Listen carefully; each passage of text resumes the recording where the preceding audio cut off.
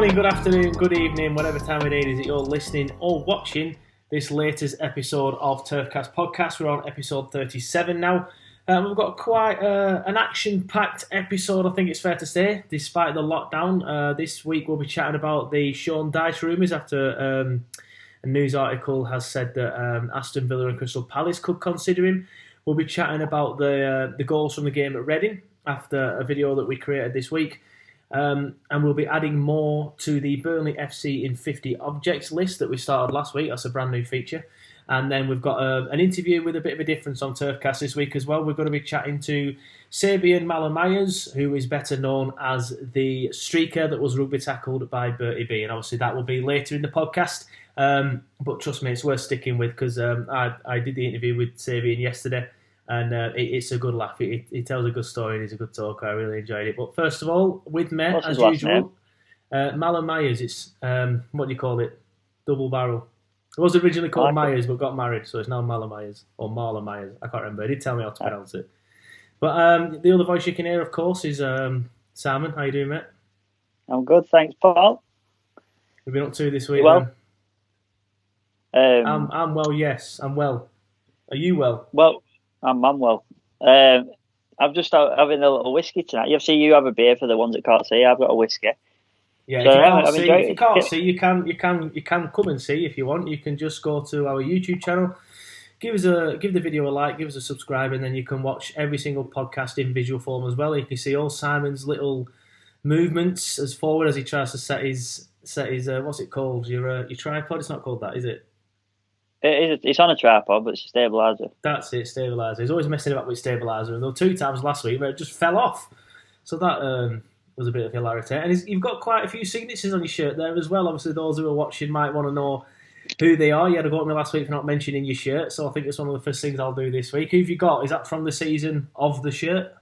Yeah, I guess so. It's a purchase not that long ago, right? But I thought during lockdown, it's quite cool to play a little game of Top Trumps. Now we've gone visual in our podcast, now known as a VODCAST. I thought, let's play a game of Top Trumps. I think you snatched it last week. I'm not going to lie. I had the Wembley 94 yellow and black, is it? Black one.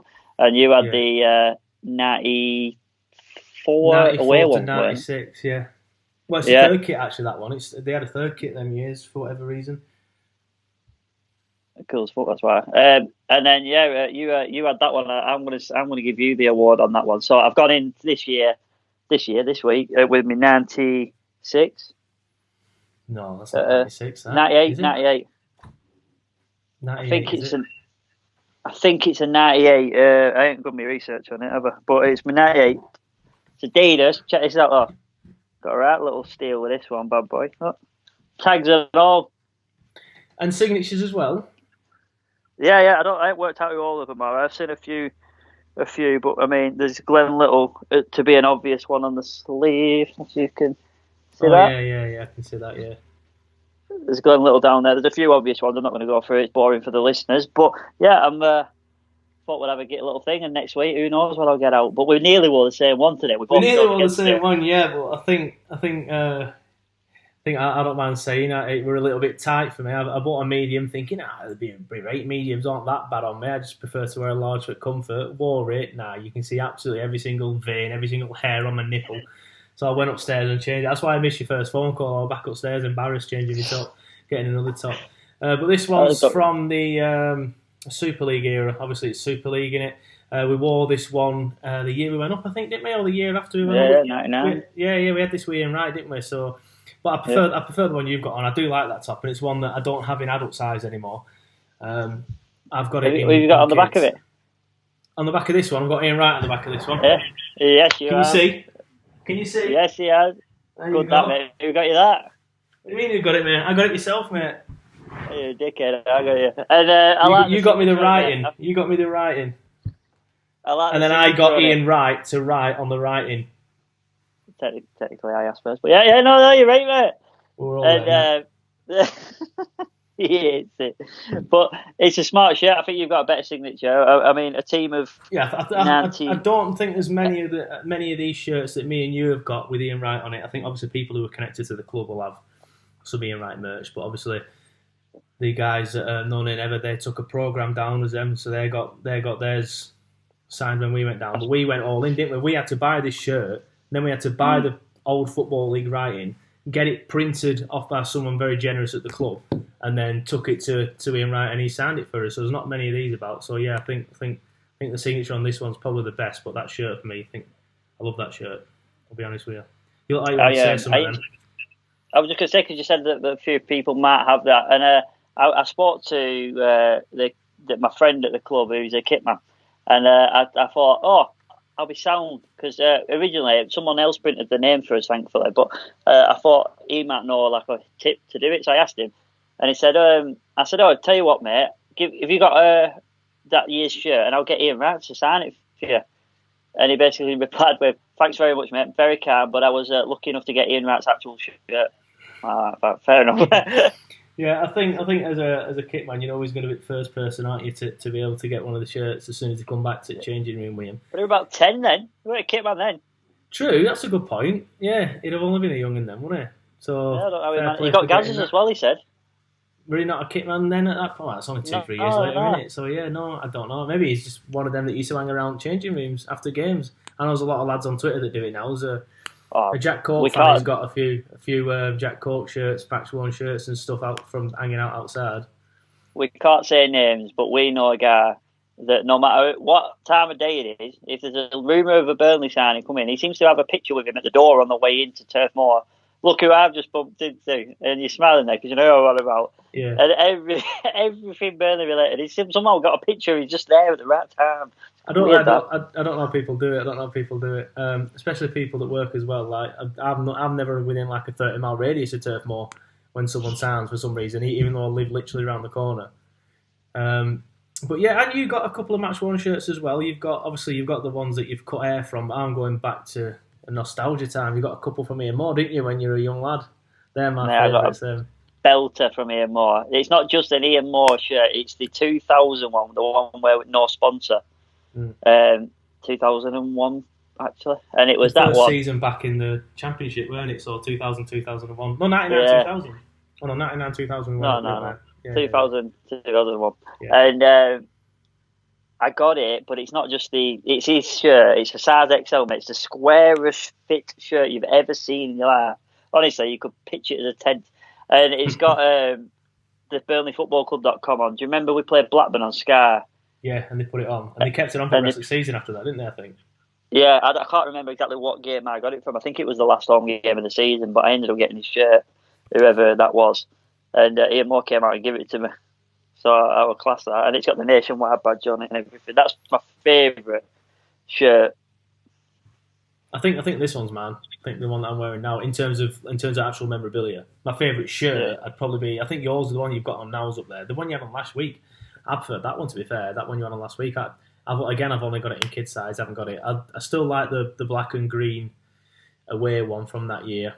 Mitre, Ensley, the one that Southend had to wear that year. I think we had two good kits then as well. I think we've had some good kits down the years. But yeah, me and you started collecting them a bit, aren't we? I think you're doing a bit better though.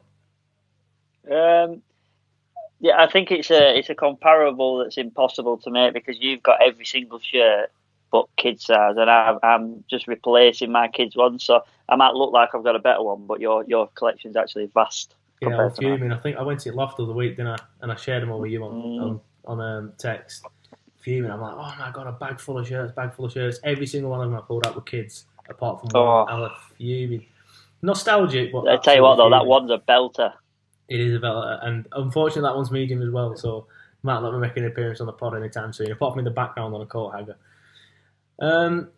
But I'll just have a quick mention to our sponsors. We are sponsored by the guys at Pitch Sports. Please, if you haven't already, please go and download the app. It's available on the App Store. There it is, just for everyone to see. It's available on the App Store. It's available on Google Play.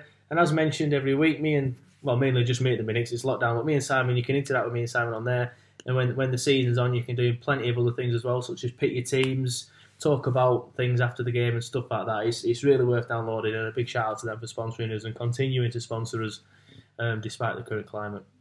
But I want to move on to the rumours that started this week about Sean Dyche. I don't know if you've seen them. Yeah.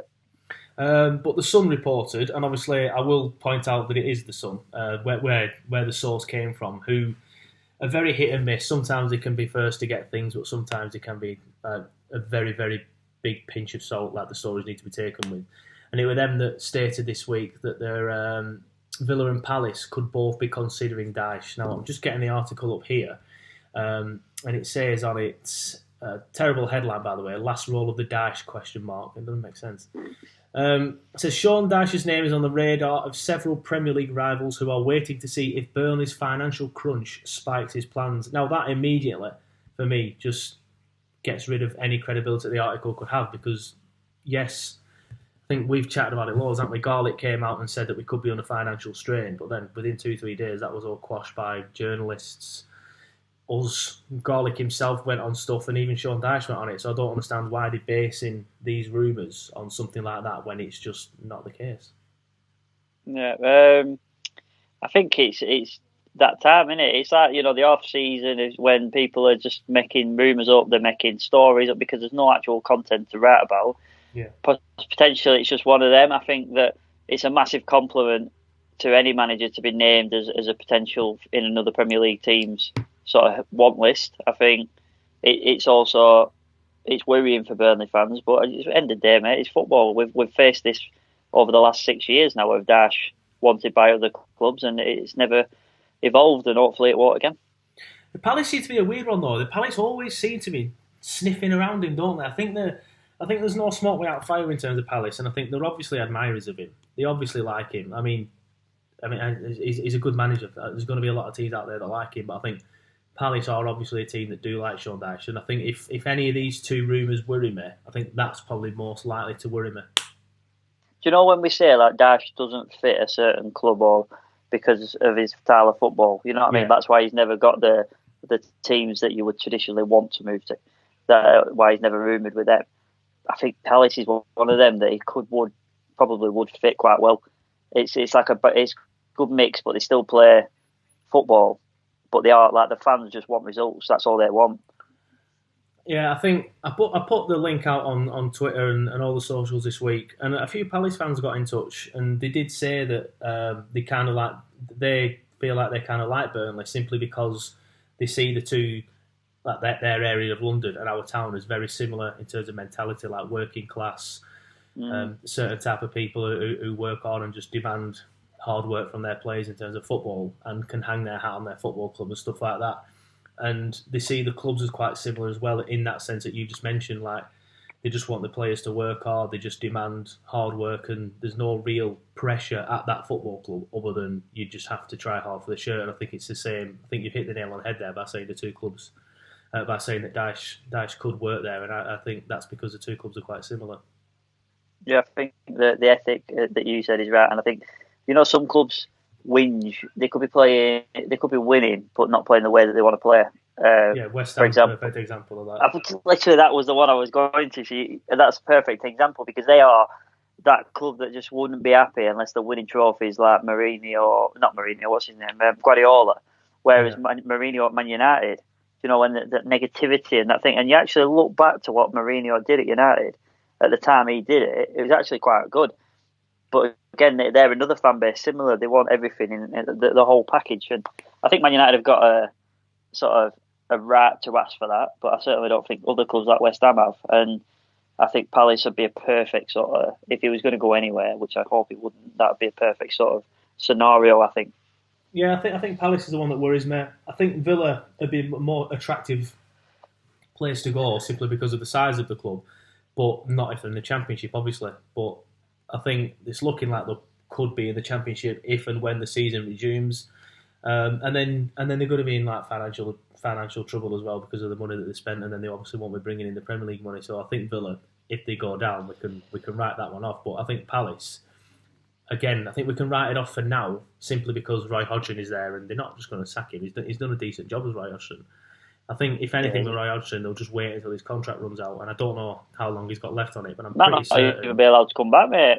Yeah, well, exactly. Yeah, it's like our Bob Law stand. It's going to be empty if they don't let people come back, do they? But I think in terms of Roy, I can't see him leaving Palace anytime soon. Unless I like Roy, for an ex-bastard, he's He's a good lad.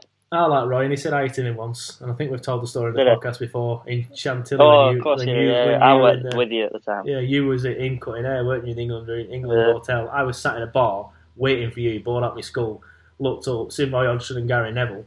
I went, right, all right, pal, I have my England shirt on, so I had a few beers, I'm feeling brave. Yeah, you all right, I was just going to say, mate, you didn't look bored when I got to back to you. Every time you laughed. I think by then I'd fucked off halfway down the street, and I'm in that bar full of them Italians, and I was trying to explain to them why the country had voted Brexit. And they're like, "Why have you done this?" I'm like, "Well, I'm in France, mate. I haven't had a chance to vote, so I was like, you can't really ever go at me for this." And they were just like, "I don't understand."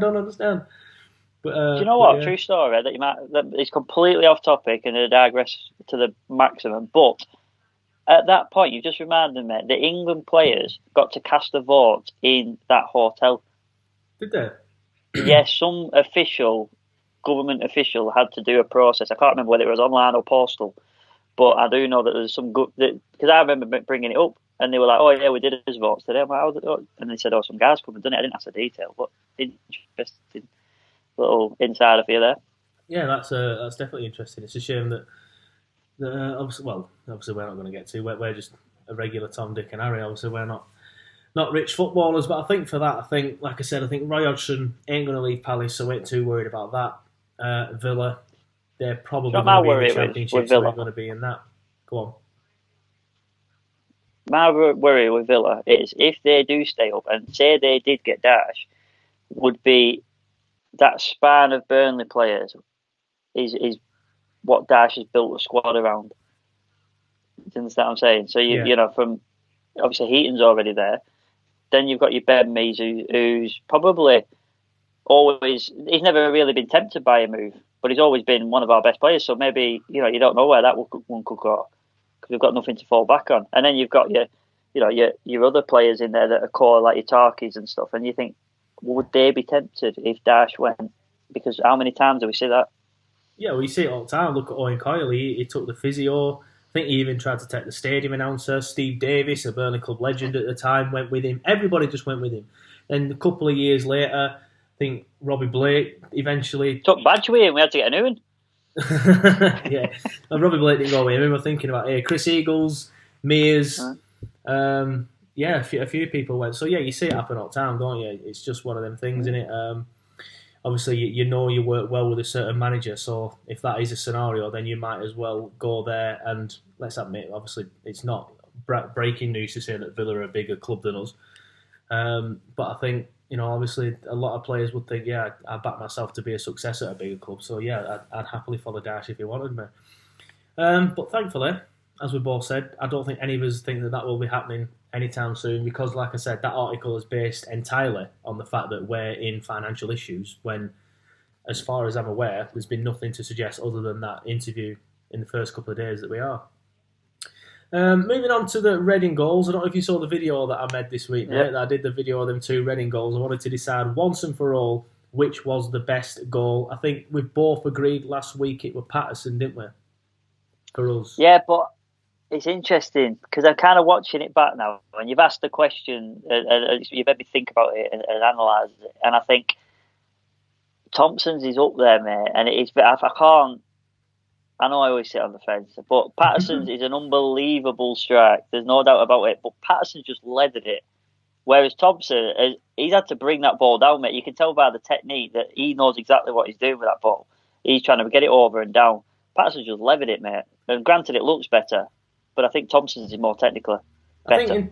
I don't know. I think Patterson, he has leathered it, but he's obviously leathered it aiming for the net. He hasn't just thought, I'm just going to hit this and hope it lands near the net. He's obviously going for the net. He clearly has nothing on. That's why he's hit it. He's running towards goal. The Reading defence is back. They've got numbers back. So he just thought, sorry, I'll hit it. And he's got everything as Patterson. It's got distance. It's got bend. It's got pace. Speed. Yeah, everything. It's just a fantastic. I'm just watching it now, and Hanneman's a good goalkeeper. Like he's a big man. He's tall, and he was probably one of, if not the best keeper in the Championship at the time. Very, very experienced goalkeeper, and he gets nowhere near it, man. Absolutely nowhere near it because of the sheer quality, and that's exactly what the commentator says. That I think at the end of it, he goes sheer quality. So I think for me it's Patterson, but I think Thompson's. Yeah, I think Thompson's is a more like you said, technical ability goal. But I think the goal itself, I've got to go with Patterson. I think what I like about Thompson's is he's under pressure as well, but he still manages to bring it down, get it goal side, and then hit it, and then every goal looks nice going in off the bar, doesn't it, or in off the post. I was just going to say, mate, none of this makes sense when I say it out loud, but I know what I mean. And Thompson's hit that ball to perfection, knowing exactly what he wants to do, and he's got it exactly there. He couldn't have hit it any better. Whereas Patterson just levered it, but it's a better looking goal. Yeah, I know what you mean. But I've known you for so many years, and I know you can't really speak English, so I know how to sort of like translate you. So you think, I know, let's get me mate on as a podcast host. Well, there were no one else, to be honest with you, mate, and I think we've gone through this, haven't we? But I'm just having a look now. The winner on Twitter, the winner on Facebook was Martin Patterson by quite a long way as well. I'll just quickly scroll down to the Thompson one. On what's it called? The other social How media often do you thing, get Twitter. 2 goals as good as that in one game, though? I don't think we've ever seen it. Have we, as Clarets? But that's a question. That's a question for people. Put that one out there. When was the last time we scored 2 goals at least in as good as that in a game? I don't think there is. I think in my lifetime, that's all I can talk of. That they are the best 2 easily. I'm intrigued now. I'm trying. You know what my memory's like. If you come to me and pitch me 3 options, I'll give you a better answer. But ask me to put one out there, I have no chance. But on Facebook, Patterson wins. Excuse me, and on Twitter, another win for Patterson as well. So we've ended the debate once and for all. Patterson's is the better goal, according to the Burnley fans. I can't argue it. No, I think we were absolutely spoilt, weren't we? To be fair, we were absolutely spoilt. I think just 2 cracking goals, and I was one of the fortunate ones that were there as well, and it was just incredible. Such a great night, great day. And the bit at the end as well, where we were just all saying, "We're not going home, we're not going home," and they kept chanting for Owen Cowie to come back out, and he didn't come back out, so we were just like, "We'll go home then." I read a comment on that goal where Stephen Wilson said that when that goal went in off Thompson, he got hit with a bottle in head from the Yeah, I saw that today. I missed that at first. He's never told me that story. He's never told me that story.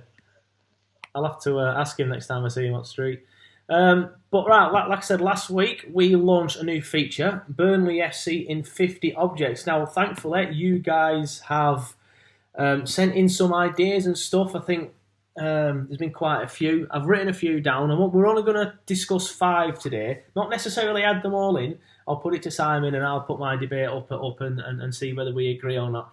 But I'm just going to read 5 out today, so if yours doesn't get read out, don't worry. I could be reading it out next week. If you think I may have forgotten yours, if you sent it quite early on and you just added us on Twitter, there's a chance I've missed it. So if you want to send them in again, or if you think of any more, please feel free to do so, and just send it in on Twitter message ideally. So then it's all in one place so I can find it. But the first one was sent in by Ian Wilkinson. Now, do you remember Andy Cole's leg when we played Cardiff on the game at season when the year Andy Cole played for us? What about his leg? You don't remember? At the end of the game, or towards the end of the game, he was on the receiving end of a crunch tackle off someone who I can't remember the name. And this tackle was absolutely horrendous. And it was it's quite late on in the game, mid to late 80s. And this guy was sent off, given a straight red card for the tackle. And Andy Cole, as the guy was sent off and he was walking down the tunnel, Andy Cole's looked at his leg, seen that his leg's an absolute mess. It was like a chunk missing out of his leg. Well, that's a bit exaggerative, obviously. It was like a big scratch on his leg and blood everywhere. So then Andy Cole just decides to leg it down the tunnel and chase him. And then both teams were down to 10 men. Both teams were down to 10 men. They had a big fight with him in tunnel and stuff. You don't remember that? There's been a few of them. No, what were the time where Unsworth, that happened with Unsworth, do you remember? Was that against Bolton? I think so, yeah. But I remember something happening off the top of my head. Yeah, if someone can get in touch and let us know, I can't remember that. Someone said something, and Unsworth started going mad at someone, and then they've all just had a big kick off in the tunnel. I think it was Bolton away. Now you mention it, I'm off inching towards Preston away. Preston away, sorry. Yeah, is that you might be right there. Again, I don't remember it though. I just seem to remember now this little scuffle in a tunnel and David Unsworth being involved, and my memory of it is being at Deepdale watching it. Yeah, you might be right there. Yeah, it might be right that one. But that were another one. But no, I don't remember the Cole one. Don't remember the Cole one. Yeah, it were weird because it was the year that Cardiff got to the FA Cup final, and it was the last game of the season. He played for him then. He did, you're right. And it was the last game of the season. And this guy, like I said, got sent off. But because back then, I don't think it's still the case, but back then, it was the Welsh FA that dealt with all of Cardiff's red card appeals. So when Cardiff appealed it, and what they did every time that they appealed a red card is they just rescinded it to give the Welsh teams an advantage. So to give Cardiff a better chance of winning in the FA Cup final against Man United, I think it was. Well, no, it was Portsmouth, weren't it? No, it was Portsmouth. They played against Portsmouth, got beat. The Welsh FA just rescinded it. They just said, yeah, you can play, don't matter. Took a chunk out of Andy Cole's leg. No, it's fine. It's fine, don't matter. But I think then if you don't remember it then, might be... get in touch, everyone, if you think you want it to get into it. I will like in that one, to be honest, so I think I'm going to add it. I will like in that one. So yeah, I think I'm going to put that in. So Ian, you've got a submission into the 50 objects. Well done, mate. But Ian also said a suggestion, which I like this one, but I don't think it deserves to go in the list. Do you remember back in the day when the 2 new stands were built for like the first 5 years? To create an atmosphere, and every time like the ball went out for a corner, we'd bang on the back of the stand, and it made that horrible rattling metal sound, and it just rattled round to more like ding ding ding ding ding. It were horrible. I hated it, and because I sit near the back, I hated it. It used to wind me up because that's not an atmosphere. It's just banging on metal. You're wrong. I'm not. Yeah. I just think, what are you doing? Just sing and chant. Don't bang on that. That was well good. No, I hated it, mate. I would do it on like the empty seat next to me. I would do everybody. I don't mind that. I don't mind the empty seat one. I do it myself on empty seats. It's just that metallic, horrible sound. It's just one of them sounds that makes me cringe. If the seat were empty next to me, I didn't give a shit who were in front of me. I would do it on the back of his chair when he was like, because when he's doing it on chair in front, we all just did it on chair in front. I still do it on the chair, like to the side or at the front if no one's on it, if we get a corner. But no, I didn't like the metal one. Mike's been in touch as well. Do you remember the Owen Coyley's God sign that just randomly appeared at WWE in America? Oh my God, yeah. Now you've said it, yeah, I do. Yeah, I quite like this one. It just came out of nowhere, man. It was just like, there's an Owen Coyley's God sign at WWE. That's photoshopped, obviously. And then the story came out. Some guy going, no, I went to America. I just thought it'd be funny, so I held the sign up. I don't think you can give that one a specific because there's so many. Because with the one at darts with Sean Dash, yeah, who did the show, and then the best one for me, if you're going to do that, was Pete Davis from the cricket field end on Twitter when he held up Owen Coyley's Judas. Yeah. I think if any sound's going to go in, it's probably the Pete. It's probably that one. Yeah, I think the best image for that for me. For that Pete one is there's a bit one. It were Pete and a friend, weren't it? And they were both wearing Burnley shirts in the Sunderland home end. Behind, they've obviously specifically bought the tickets for behind there. Specifically planned all of this out as well. But there's one picture where he's holding it, and 3 of the bench are turned looking at him. Apart from Owen Coyle, who's looking forward, and trying his best not to look. Yeah. I don't care about this. I'm going to look forward. Like, you're clearly rattled, mate. That's why you're just looking forward and all your back bench are turning that way because you've obviously spoken about it. And then the thing that gets me on that picture is Pete's looking at them 3 as well, and he's got this like little wry smile on his face, like, yeah, I'm doing this. It's brilliant. But I think, for me, if I was going to add one, I'd add that one. But I agree with that. It's a bit generic, innit?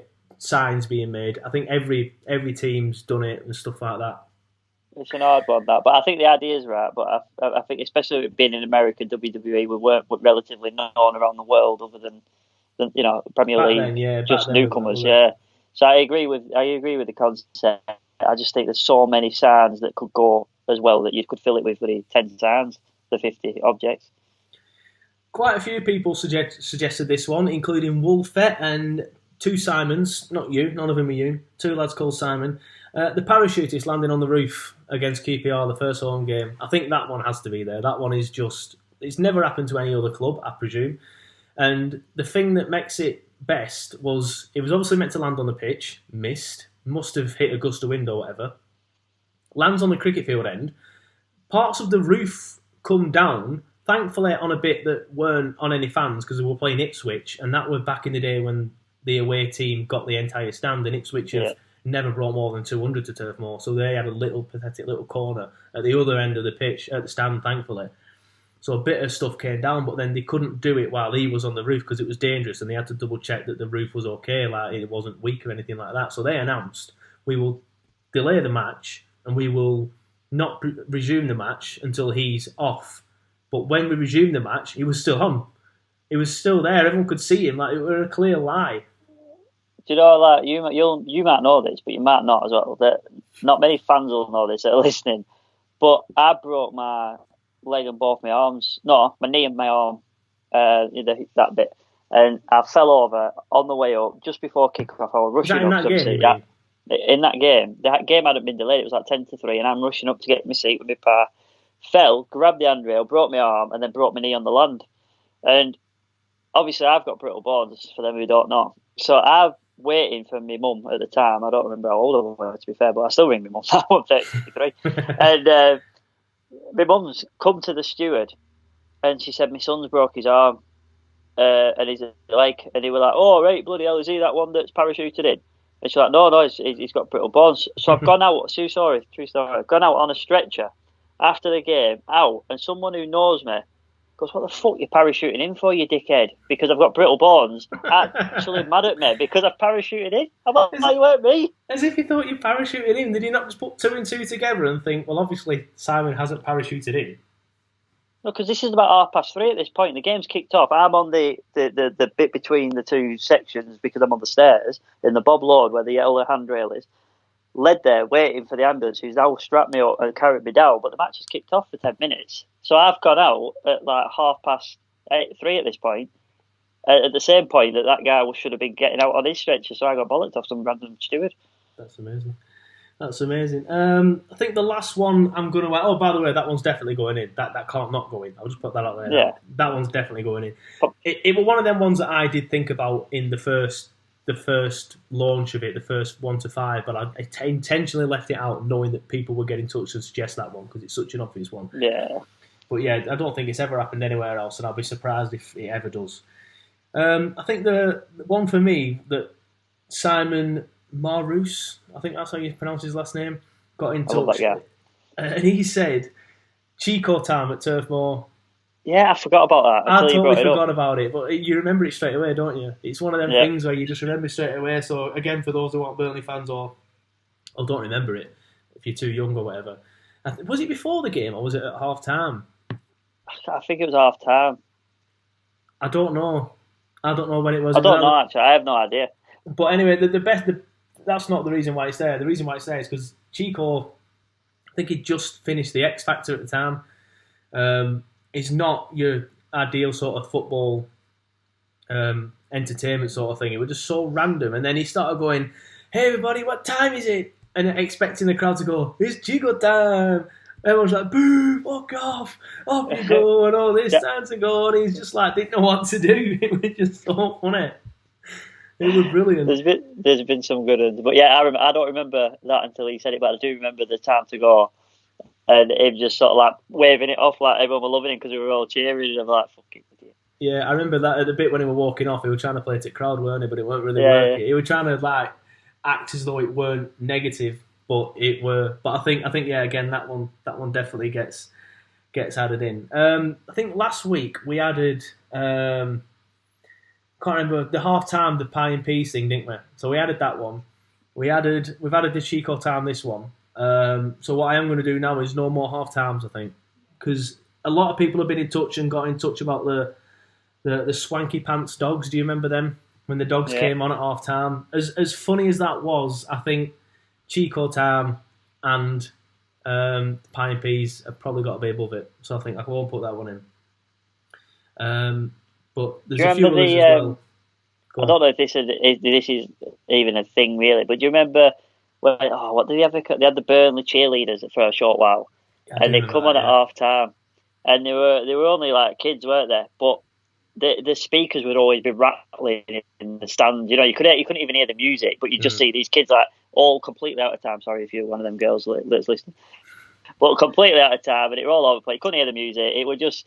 And then you go to Sheffield Wednesday on an away day, and they've got them chubba cheerleaders doing cartwheels, backflips, fireworks, pyrotechnic things, and you come back to Burnley and you'd be like, yeah. Best cheerleaders out there, and I won't go into why. Crystal Palace. They did have good cheerleaders. They did have good cheerleaders. But I think I know I said I'm only going to discuss 5, but I didn't put a few of them in, so I'm going to discuss one more before we move on to the next thing. And I think we mentioned it briefly last week, or we have done at some point anyway. But do you remember when we had Bumble as well? Mm. So I think Bumble deserves to be in there because Bumble was something that Bumble's I think legend, mate. I think we only had it for like a year though, didn't we? Or 3 years. It was two just or random. 3 years. Came out of nowhere, like, oh, we've got another bee now. I think I said the exact sentence last week, and then all of a sudden he's gone again. But the only difference was he'd wear the away kit. That is the only difference. Yeah, I remember him in the white Super League one. Hunters. Oh, was it Hunter? And well, they're responsible. I think Super League were mate. Oh no, it was TFG, weren't it? No, TFG with Hunters. Yeah, that's the one I remember. And I remember him wearing that and just like basically shadowing Bumble. Yeah, that's all he did. Yeah. He didn't really have a party trick. Whereas Bertie did. He'd do the worm. He'd rugby tackle streakers. You're going to hear about that in just a couple of minutes now. But Bumble didn't really just. He was just there. Apologies to Bumble if you're listening. If you are listening, get in touch. I'll get you on. But I want to get Bertie on at some point, so you'll have to be after Bertie. I know Bertie. I know that Bertie, the original. Someone that we know, name begins with R. He knows him as well, and he tagged him in the post. So I am going to message him. But he rang me about it and said, "Oh, I've got him on Facebook, but I don't really know him." And I'm like, "Well, I know him. I've got his number and everything. I've been out for beers with him." So I said I'd ring him, but he's already got in touch, he said. So I said, I'll just leave it at that. Oh, I didn't know he'd already got in touch. I'm planning on doing it. But again, we'll sort of... No, it were you I meant, sorry. But oh, right, yeah, no, I'm going to message him, I think, on Facebook. I think I'll message him tomorrow. We have to get him on. He's so funny, by the way. I'm going to get him on, but the thing is, I wanted to chat to him, because obviously I chatted to Sabaean yesterday, the streaker, that's going to be on in a minute or two. And I wanted to get his perspective, and a lot of people were saying to me, like, "Oh, if you get the streaker on, why don't you get Bertie on as well, so you can chat to Bertie about that moment?" Like, don't get me wrong, I am going to chat to Bertie about that moment, but I think when it comes to Bertie, there's so much you want to talk to Bertie about. Like, how did you get that gig, man? Like, how long were you there, and what happened behind the scenes and stuff? And tell me about that time you give the linesman a pair of glasses and stuff and got sent off. So I think with Bertie, I think it's a standalone interview that I do want to get on and go down that route and do it that way. I remember him getting sent off because his kit matched, and somebody complained because he always wore the same kit as the players, didn't he? And he walked pitch side, and someone complained about him, not irrelevant of his big yellow and black kit. He had the kit on, so he colour matched, and then he came back out. Like, he got sent off, and he was praying with crowd. He was like going like that, and then going like that to ref. Like walking a bit and then going like waving his hands at people in court seat, and then waving his hands saying like as if to say "Go away, ref" in pantomime-esque form. And then 5 minutes later, he's come back out with a bib on. Like what? I don't remember that. And honestly, God, he was brilliant. He was so good. He was the best mascot ever. I think for me, the best Bertie moment, apart from the rugby tackle like that just went viral all over the world, is I think it was against QPR, weren't it? If I remember rightly, and sometimes my memory gets it wrong, but he got sent off in the same game that Joey Barton got hit on the head with a cola bottle. It was against QPR. And the linesman had given a few dodgy decisions against us. And again, he gave a throw into QPR that should have been to us. So Bertie Bee goes and gets some glasses off a guy from the stand, hands it to the linesman. The referee blows his whistle and just gives him a red card and sends him off. So what the club did, which fair play to the club for this, the club tweeted out a picture of him that night, of him in some cells, and said something like Bertie spending the night in the cells at Turf Moor. And I just remember thinking, that is brilliant, that is absolutely hilarious. And if you search Bertie Bee now, that's still one of the pictures that comes up. I don't know. I'm presuming this modern day we've got rid of that, but that cell was there till not that long ago. Like you said, Joey Barton, it was in the cricket field stand. That cell, and that's where they put people like that streaker that you're going to put on now. Obviously, that's where I don't know if they still have it. They've recently done the cricket field stand like changing rooms and stuff up, haven't they? So they might have got rid of it when doing that. But obviously, I think every football ground had them back in there, didn't they? They'd all have a cell for any troublemakers. Yeah.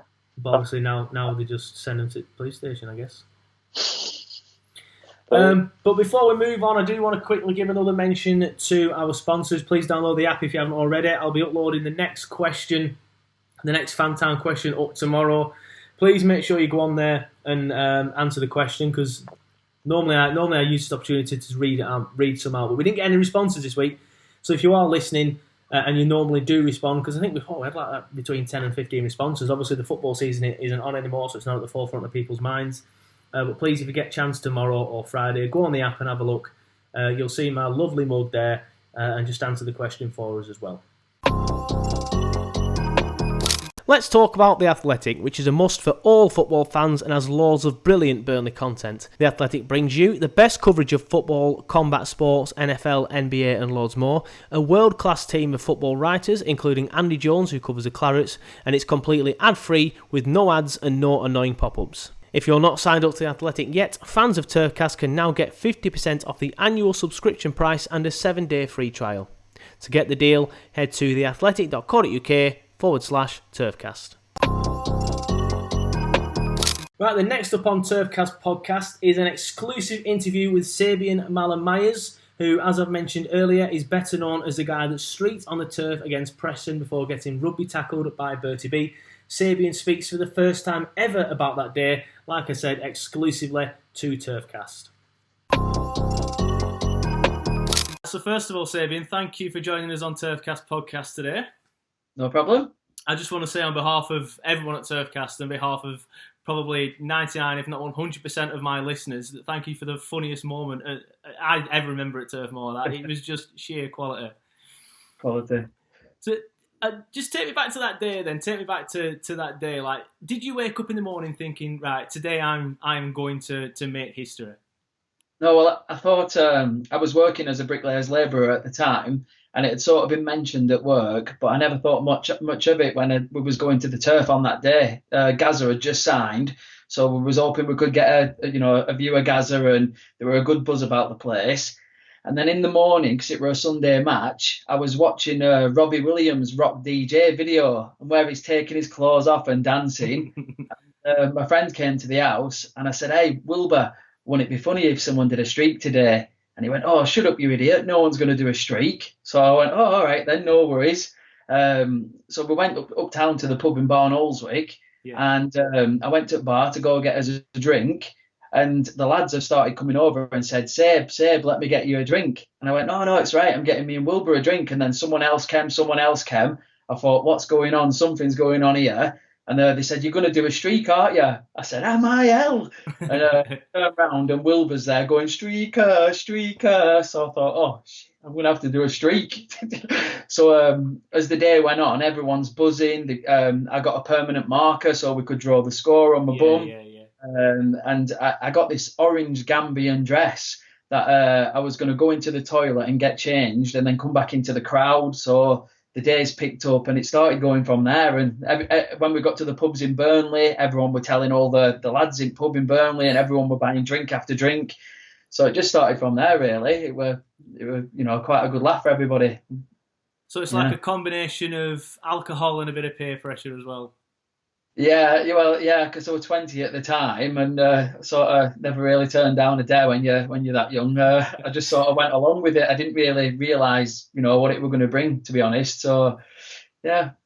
So talk me through what happens when you get onto turf then, because I would presume even though you're drunk and you're having a laugh and people are saying, oh, you're going to do it, there must have been some nerves there thinking, right, I can't remember the attendance. I presume it was like 15,000, 16,000 we'd been a derby. You must have been there thinking, hold on a second, I might back out of this. Did you ever think about backing out at any stage? To be honest, no, because back in the day, I were, totally one-up lads, and I weren't actually, mad as it sounds, I weren't actually that drunk. I sort of sobered up, at the prospect of it, because it was in my mind that it was going to happen. And I think everybody around with me were more buzzing. Is he going to do it? Is he not going to do it? And so we're at the turf. The game were a little bit drab, being honest, but everybody, the turf crowd, they're always in good spirits. And everyone would try to push me and saying, do it now. And I says, no, let's go to the toilet, go get changed, and then we'll see where we're at. And we're only about 4 or 5 rows back from the front behind the goals anyway. So we've gone to the toilet, me and 2 of my mates. I've got changed into my orange Gambian dress, and I'm bent over the sink, and my mate is drawing 2-0 on my bum at the time. And this big meathead has walked into the toilet with I'll never forget it, Lancashire skins tattooed on the side of his head. And he said, oh, what are you doing in here? No, mate, look, I'm going to do a streak, 2-0. So he's grabbed hold of me, hugging me, this big skinhead. And then it just sort of went from there. We've walked back out. I put my shirt back over the top of this Gambian dress so it didn't look conspicuous. And we've walked back into the stand. Everybody's pushing me, saying, do it now. But the game was in play. So I waited, and I've seen the ball go out for a corner or a throw-in up at the top end. And I thought, right, now's the time. So I've took my shirt off, started clambering over the rows of seats, and I was gonna run onto the pitch, just do a cartwheel, and then run back into the stands. But as I run onto the pitch, the crowd started seeing me, and you heard this streaker, streaker, and the crowd. It's like everybody were just cheering for that moment. So I've just literally gone with the flow. I've run to the centre circle. I've shook hands with Glenn Little, and I said, "You're the man, Glenn." He looked down at my little tackle and he said, "Good lad, good lad." And I were off. So I've run over to Preston fans at the opposite end. I stood there in all my glory, cold March afternoon. Get the excuses in, eh? Well, the Preston fans were loving it. And until I turned around and bent over with a 2-0 on my cheeks. And my favourite picture was in the Daily Sport. And I've got my elbows on my knees with a big cheesy grin with 2-0 on bum, smiling at Preston fans. And they're all booing me. And then I saw stewards starting to come. And it seemed strange that there were a delayed reaction, because it's like a film producer. We're doing it. It was just perfect. I've started running back down to the other end. And that's where it's kicked in. The stewards have tried to grapple me, and I've run, shrugged the last steward off with a little bit of a weave, and I've started running back down the line. And this is where Bertie Bee has stepped out, and I honestly thought, knowing he's a club legend, that he were going to give me a hug. I thought he were going to give me a hug. So I run straight towards him, and it's not until I've got quite close to him that I've realised he's there to take me out. And then he set himself, but I was too close then, running with the momentum, and I've given a little jump in the air, and he's just wiped me clean out, just did a full-on somersault, landed on the floor.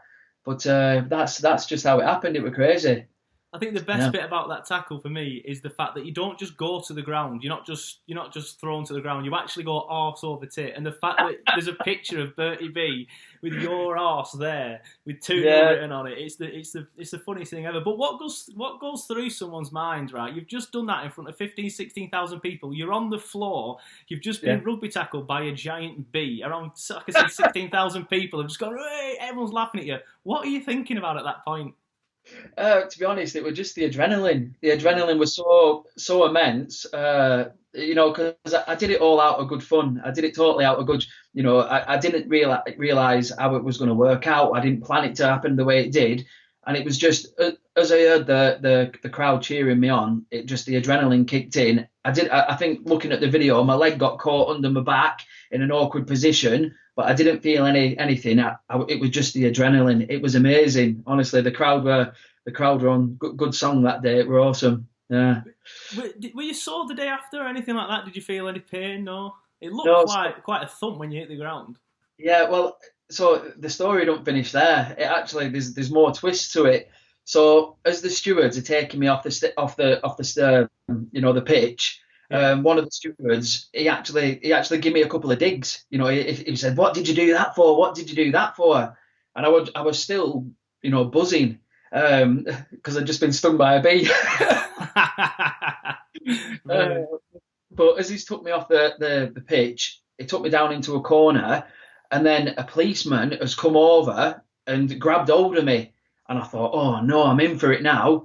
But he's grabbed hold of me and said, "Oh, am I allowed to swear? Sorry." Yeah, you can swear. You can swear on here. He said, "Oh, you mad little bastard! What were you doing?" So looking, sort of surprised by his reaction, he's took me off under the stand and then shouted, "Lads, get the camera!" Put the handcuffs on me, left me stood there naked, and then they've all come over, coppers taking turn one after another of having pictures with their arms around me, put the police hat on me. There were all the big police horses there. They were in full force because it's a local derby. Yeah. And they just thought it was really, really funny. Now we've gone to the police station and they've let me put my orange dress back on. And as they were doing the fingerprints, all the police just found it really funny. And one of the police women have come through and says, "Oh, excuse me and the girls were just wondering what was wrote on your bum." So I turned around, lifted my skirt up, and went, "Whoa, 2-0, 2-0. She started laughing and run back into the other room and went 2-0, 2-0. And they just thought it were absolutely hilarious, which it sort of just went along with the day and the feeling of it all. It would just run so smoothly and so funny. It was just awesome. But the next day I didn't feel any pain. It were really funny because I was going to work. And as I were walking down the street, people, because Barn Olswick is absolutely full of Burnley fans, there's a really big following there, and people are beeping their horns out of the window going, "Streaker, Streaker." And I thought, wow, what's going on? Before I left the house, it was actually the time of Big Breakfast and GMTV. Yeah, and I want to ask you about this. Yeah, my mum was saying in the morning, "What have you done that for? Are you bloody stupid?" The phone rung and someone says, "Quick, Tina, turn on GMTV." So next thing, it's there showing me running across the pitch and my mum's going, "What?" Someone's rung up and says, "Quick, turn on Big Breakfast." We turned on Big Breakfast and everybody's there, Johnny Vaughan and that lot, laughing about it, saying, "Oh, this streaker," and showing it all. And I thought, wow, what's going on? What have I done? It was just all good fun. It was really. It were mad, weren't it? Because it got so much coverage. It weren't just round here as well. Because I've recently put it back on the TurfCast page as well. It's on YouTube. I got it from there. But when I shared it, there's a North American Burnley fan who got in touch and said, "I remember this. I actually saw it on the TV over in America." So it just went worldwide. I mean, you would do. It's a naked streaker getting rugby tackled to the pitch by a giant bee. It's just insane. Yeah, well, I think there's a Burnley fan called Malcolm Brown. He lives out, I think, in Canada, North America, and he got in touch with my mum and was saying, "Oh, I've just seen it on the news over in Canada." And we're thinking, what? It's mad. I were once in Ibiza at a party, and there's all these Australian guys there, and they said, "Oh, look, we're on YouTube. So they showed me the video, we're all right, and I says, "Well, I'm on YouTube." So I've shown them the video, and they say, "No, that's not you, that's the streaker." And I'm saying, "Yeah, I am the streaker." They were saying, "No, it's the streaker." And I says, "What do you mean the streaker?" They said, "This is on telly in Australia all the time. It's literally, we love it. You're the streaker." And, it's crazy. Yeah, crazy. Do you still get it to this day then? Because obviously you told me about your 30th birthday cake as well. I'll let you go into that. But do you still get stuff like that, people's talking to you about it to this day? Yeah, well, a year ago, I started on a local building site. And our NHBC officer, Mark, he's from Baxenden and he's an out-and-out Burnley fan. So someone had just mentioned it and the site managers called me into the office and said, "Oh, I need a word with you." So I thought, oh, no, what's going on? So we've walked into office, the NHBC officer and everyone's there and says, "So what's this then about the streak?" And my face just dropped. I was like, "Oh, no." And then everybody burst out laughing. He went, "Oh, I'm a die-hard Burnley fan. I remember that. Absolutely brilliant. Go, come here, give us a hug."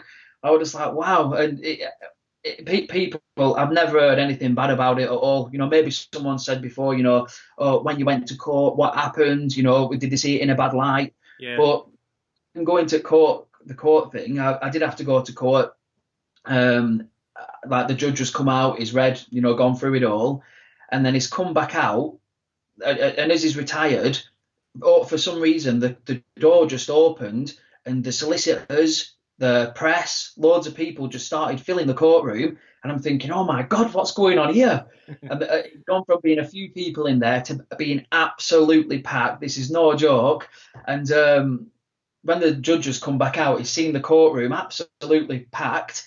And I've had to stay standing. Everybody sat down and he said, "Sabaean Myers, this is a very serious offence. I was at that football match. I didn't find it funny." I burst out laughing. And as the judges started laughing, the courtroom has just erupted. Everyone's in stitches. And I'm stood there just trying to keep a straight face thinking, it's a serious offence. I'm dying to laugh, but I don't know what to do. Yeah.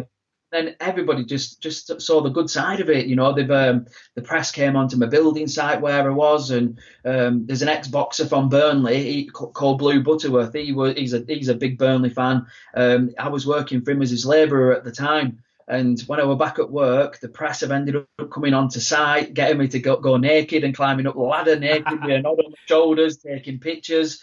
about a year or two later, the Burnley Express has got in touch with me, or Telegraph, and said, we're doing something on skin cancer and, for builders, to cover up. Do you mind if we use your pictures for it and stuff? And I'm like, no, not at all. What happened at court was I got a £65 court cost and £65 club cost for Burnley. And then got a letter through from Burnley saying that they were banning me for life because they were trying to bring a family atmosphere to the game. But from on this, it's gone on to documentaries. Burnley have then had a full-size cardboard cutout to me. We were 2-0 on my bum over Bertie's shoulder in the club shop that loads of all my friends have told me about.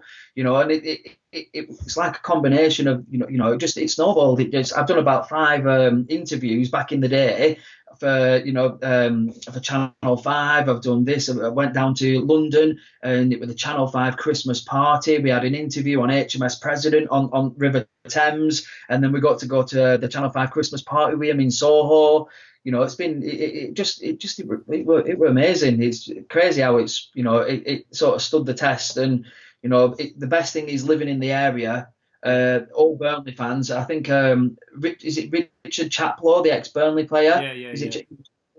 He was in a nightclub in Burnley once, a good 10, 15 years ago, and someone said, that who I was, and he said, I were a young lad in stands watching that match. Let me buy you a drink. In fact, get a bottle of champagne for him. I got a bottle of champagne. It's crazy. It's good. I went to Tool Station in Burnley the other day. This one of the lads who were working there, Burnley tattoo on his arm. He said, you look familiar. Do I know you? And I says, well, a little bit of a bit of a sort of old sporting legend down Burnley for bearing me arse. Preston fans were 2-0 on it, and then Bertie Bee wiped me out, and he was saying, no way, I were 15. I were at that match. It were absolutely brilliant. Wow, amazing, bud. So, yeah. Yeah, it's insane though, isn't it? Like you say, it's hilarious, but a lot of good came from it as well, because you did a lot of charity work as well.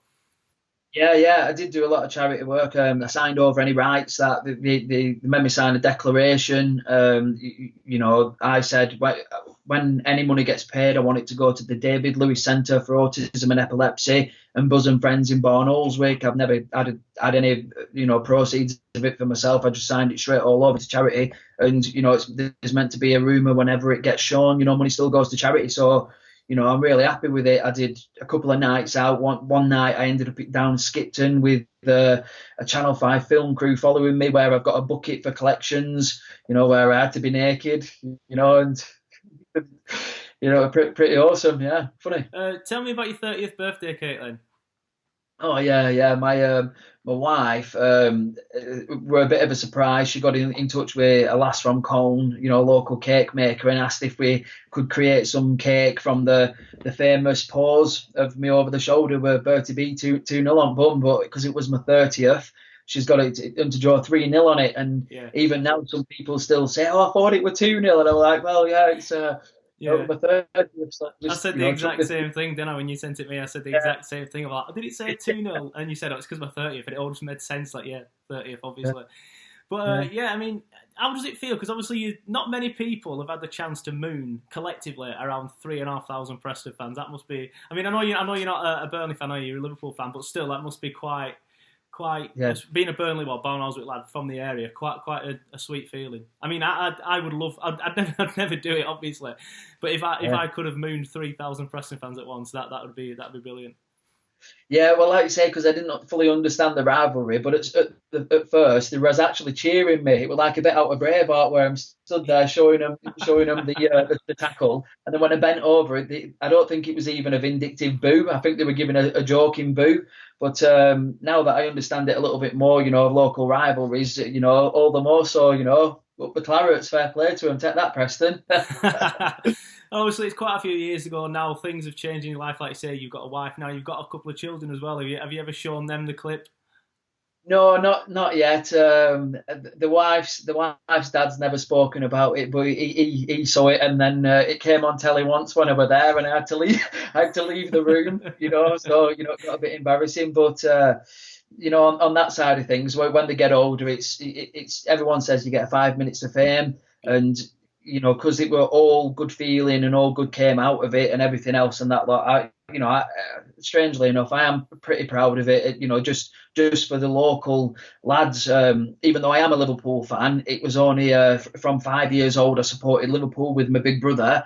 But I've grown up with all my best mates being Burnley fans. One of the best feelings I ever had. We had a massive barbecue, a massive party when it was the Burnley playoffs going up to the Premier League. I've still got the T-shirt upstairs in my memorabilia. My mum's best mates, they're all Burnley fans. Mark Binns, who I got my travelling bug off, he absolutely, they're at Turf, him and his mum Kath, every single weekend. Whenever the matches are there, they're total diehard Burnley fans, and they love me even more for it. It's all Burnley will always play a massive part. We're doing the streak and everything else, but I've always followed them. It just back in the day, they weren't on Sky Sports as much, as Man United were, Liverpool were when I first got big into football. So, it's one of those, isn't it? Stick with me forever, I think. Yeah. Yeah, well, not many people go down in Burnley history without actually playing for the club, so fair enough. At least you managed that, mate. At least you managed that. But thank you for joining us, and thank you for telling your story, mate. Excellent. All the best, buddy. Right, so big shout out to Sabaean for coming on to TurfCast. Really, really appreciate his time. Like I said, it's an exclusive interview. I don't think he's ever spoken about that time before. Well, he says he hasn't, so I believe him. He's never spoken about that time before, and it was absolutely fantastic interviews. Several bits I enjoyed, especially the bits about the police and the birthday cake. Really, really enjoyed it. Big shout out to Sabaean for coming on. Some guy. What a name, by the way. Well, you know what? How cool is that name? I do like that name. I think yeah, it's a name that I'd enjoy. I said to him, I didn't know how to pronounce it, and it were written down, and I got in touch with him, and I'm like, how do I pronounce his name here? So I'm like, hiya, pal, and stuff like that. I didn't want to get it wrong. I went, before we start, how do you pronounce your name? And he said Sabaean, and he said it's Kasabian, but without the K. So that's how I remembered it. But I thought it was Sabaean. I'm like, calling him Sabaean. And when I started the interview, obviously I cut it off because I did it wrong. I went, right, thank you, Sabaean. I'm like, oh shit, no, you've just told me it's not that.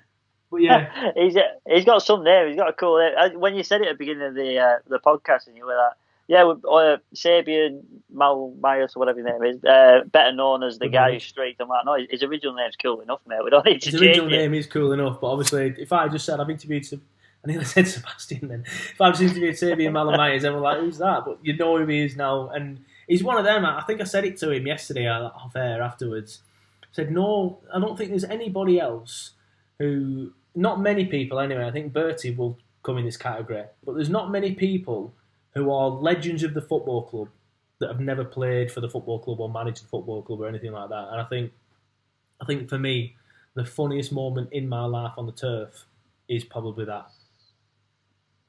I think Bertie getting sent off is a close second, but I think it's definitely that for me. Joey Barton getting it on Ed were quite funny at the time. That were good as well. Funny at the time. I kind of regret it now because I love him. But yeah, I do a little bit, but at the time, brilliant. But yeah, just before we go, we want to quickly chat about some rumours that came out today, or if you're listening to this on Thursday, yesterday. Came out on Wednesday. We'll just say that from now on. Came out on Wednesday. Easy. About Dwight McNeil potentially, we're not going, but Everton and Palace being interested in Dwight McNeil. Yeah, he's a target to them two clubs. I think for me it's not. I think we've spoken about Dwight loads of times, and I spoke to Andy Jones from The Athletic last week on it, and he agreed with me that he thinks Dwight will still be here next season, and I do as well. The only teams that worry me are the Big Six, because I think that's the sort of club that he probably should aim for next. So teams like Man United do worry me, but I think he's too young to go there now. Like, why would you leave? He's played every single minute of every single game so far this season, or every single game this season. Like, he's the youngest player out there to play as many minutes as he has. You won't get that anywhere else. Like, you will not get that at Everton. You will not get that at Crystal Palace even, and you definitely won't get it at Manchester United or any of the top six. So I think for me, he should stay another season. I think the only reason why he won't stay another season is his agent gets in his ear, and his agent wants a bit of extra dollar or whatever, and or convinces Dwight that he's worth more than Burnley or worth more money than we're paying him. But I think I saw in the article today that Palace can offer him considerably more than what he's being paid here. I mean, we probably can offer him considerably more than what he's being paid here. I don't obviously know what his contract details are, but he's recently come through the youth system. So knowing Burnley Football Club will still be on quite a low amount, I would imagine. But again, I'm not particularly worried about Palace or Everton, or even Man United for that matter, at the minute with Dwight McNeil? It's a difficult one. I can see all three being. I mean, he's a young kid, mate. Imagine like you've spent all your career thinking, I want to play in the Premier League. Then you get the Premier League, and when you grow up, do you really think I want to play in the Premier League for Burnley? When you're not from Burnley, by the way, I'm not. Obviously, we did, but you know, when you hear Man United, the team that he was brought up with, and he did his thing, and he got rejected as unfinished business, would that tempt you? Because it probably would tempt most people. When he deserved this sort of attention he's getting, and I don't think this will be the only attention he gets. I think there'll be a few more names on this list. Yeah, I agree with that. I do think there were more names on this list, but I think for the position that we're in the league and for the amount of minutes he's playing, I think that's the important one there. He's not going to get the experience he's getting. Because, it's tempting to play for Man United, but you're still playing against the same teams week in, week out. I think at the minute he is playing every single minute of every single game. He's playing every week. If he goes to Man United, it is going to be a case of sitting on the bench for the next 2-3 years and playing behind certain players and eventually breaking into the side. Potentially, yeah, but then the big concern I have is that he's sort of been nurtured by Southgate at the minute in this England call-up, if you will. He's not been called up, but he's certainly been told that he's good enough as well in some respects because he's training with him. And I think that when you've got that arm around you, this is the kind of temptation that makes you think I'll probably get in the England squad as well. And if you get Southgate, maybe you don't know what Southgate says to these players, do you? I mean, I certainly don't. And if he's seeing that, if he's seeing this and thinking, I'm on the cusp of an England first team call up here, this could be the thing that tilts that. It could be, but is he going to play for England if he's on the bench at Man United and not playing any games? Probably, yeah. I don't know why I said that. He's more likely to play there than he is for us, isn't he? Like, he could be scoring hat-tricks every single week and he still won't get into the England side at Burnley. We've grown up with Arsenal, Man United, Man City bench players playing first team for England. Yeah, but I think in his case, he'd have to go somewhere and establish himself as a first teamer because he is so young. I'm putting it out there, mate, and no one will disagree with me because it's a podcast full of Burnley fans, but he's better than Lingard. Oh, yeah. Well, look at the stats. Lingard's not got a goal or assist since 1931, whereas Dwight's obviously got 5 assists this season and a goal, and he scored a few goals last season. I think the only problem with Dwight's game is that people will sometimes look at him and think and realise he's not as good as what he is. He don't score as many goals. But like we know he's good enough. We know he will be that good enough one day. He is only 20, and he's got 5 assists this season, you know what I mean? And he scored 2 or 3 goals last season as well.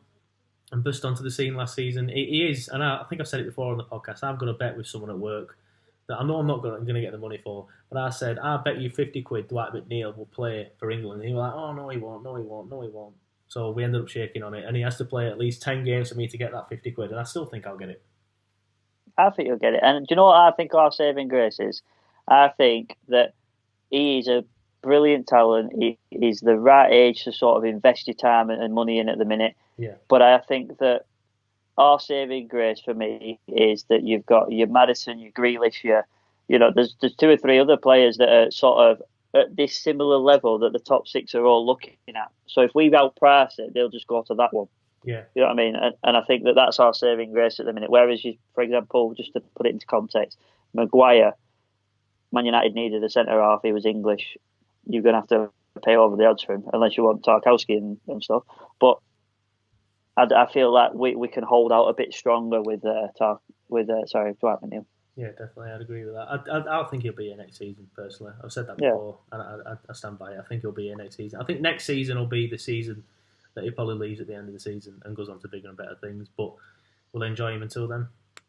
But that's it for another episode of TurfCast Podcast. If you haven't already, please subscribe to the podcast. Please subscribe to the YouTube channels.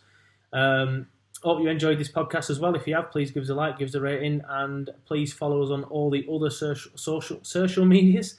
Just search TurfCast Podcast and we'll be there. Thank you, and we'll see you next week. Bye.